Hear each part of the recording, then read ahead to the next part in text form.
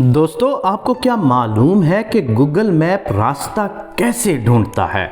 हम और आप हर रोज़ गूगल मैप के इस्तेमाल से रास्ते तलाश करते हैं। अपने मोबाइल फ़ोन में गूगल मैप की ऐप निकाली, लोकेशन ऑन की और एक जगह का रास्ता लिखा तो फ़ौरन ही गूगल मैप ने आपको रास्ता बता दिया। फ़र्ज़ करें आप लाहौर में शादी खुई से लम्ज़ यूनिवर्सिटी जाना है तो आप किसी लाहौरी से रास्ता पूछने की गलती नहीं करेंगे, क्योंकि वो आपको लम्ज़ की बजाय मीनार पाकिस्तान पहुंचा देगा। तो आपने गूगल मैप पर लम्ज़ का एड्रेस डाला और गूगल ने आपको रास्ता बता दिया और साथ ही डायरेक्शन भी कि कौन सी जगह रिंग रोड लेना है, कहां से रिंग रोड से उतरना है, कहां लालिक जान चौक जाना है, कहां से मुड़ना है, वगैरह वगैरह। मगर आपको मालूम है गूगल आपको ये सब कैसे बताता है? इसका जवाब है जीपीएस सिस्टम के ज़रिए। अब ये जीपीएस सिस्टम क्या भला है? जीपीएस दरअसल मुखफ़्फ़फ़ लफ्ज़ है ग्लोबल पोजीशनिंग सिस्टम का। ग्लोबल पोजीशनिंग सिस्टम क्या है? भला हो अमरीकियों का कि उन्होंने आज से 44 साल पहले इस सिस्टम का आगाज़ किया। ये सिस्टम दरअसल खला में 31 सैटेलाइट्स उस वक़्त फ़ाल का नेटवर्क है जो ज़मीन से तकरीबन 20,200 किलोमीटर ऊपर खला में ज़मीन के गिर्द मदार में घूम रहे हैं। इस सिस्टम के तहत पहला सैटेलाइट 1978 में भेजा गया, जबकि बाद में तवातर से मज़ीद सैटेलाइट भेजे गए।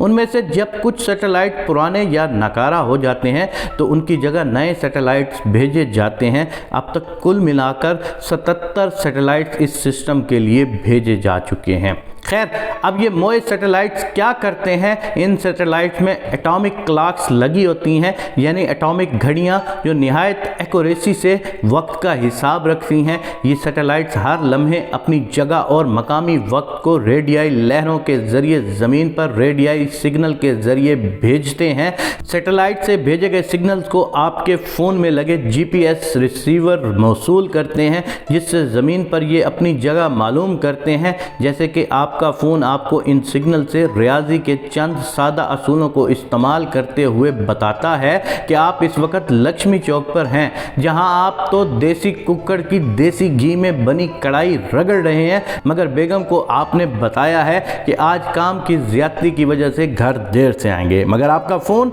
आपकी ये लोकेशन मालूम कैसे करता है? हम जानते हैं कि रेडियाई लहरें रोशनी की रफ्तार से सफ़र करती हैं। सो जब हमारे फ़ोन को सैटेलाइट से एक सिग्नल मौसूल होता है जिसमें लिखा होता है 8:10, तो हम ये जान जाते हैं कि सैटेलाइट ने ये सिग्नल 8:10 पर भेजा। अब हमारा फ़ोन भी ये जानता है कि इस वक्त फ़ोन पर क्या वक्त हुआ है, क्योंकि फ़ोन के अंदर भी एक घड़ी है। तो अगर आपका फ़ोन ये देखे कि सिग्नल मौसूल हुआ है 8:10 पर और 1 सेकंड बाद, वैसे 1 सेकंड से भी कम वक्त लगता है मगर समझाने के लिए, तो मोबाइल फ़ोन को ये मालूम हो जाएगा कि सिग्नल पहुंचने में महज 1 सेकंड लगा है।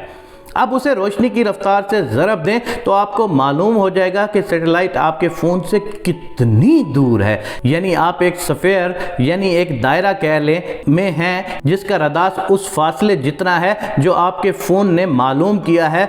मगर इस स्फीयर में आप कहीं भी हो सकते हैं, मगर उससे ये मालूम नहीं हो पाएगा कि आपकी लोकेशन कहाँ पर है। इसलिए अगर आपके मोबाइल फ़ोन को कम अज़ कम 3 सैटेलाइट से बैक वक्त सिग्नल मौसूल हों, अमूमन 4 से ज़्यादा बेहतर लोकेशंस मिलती हैं, तो उससे 3 स्फीयर्स बनेंगे जिनके रडार पर इस फासला जितना होगा जो आपके फ़ोन ने मालूम किया होगा। उसका मतलब ये है कि आप इन तमाम स्फीयर्स में बैक वक्त होंगे। अकल ये कहती है कि आप एक ही सूरत में इन सब में होंगे, यानी इन तमाम स्फीयर्स के मुश्तरका मकाम या सिग्नल पर। यूँ आपका फ़ोन आपको अपनी एग्जैक्ट लोकेशन बताने के काबिल हो जाएगा।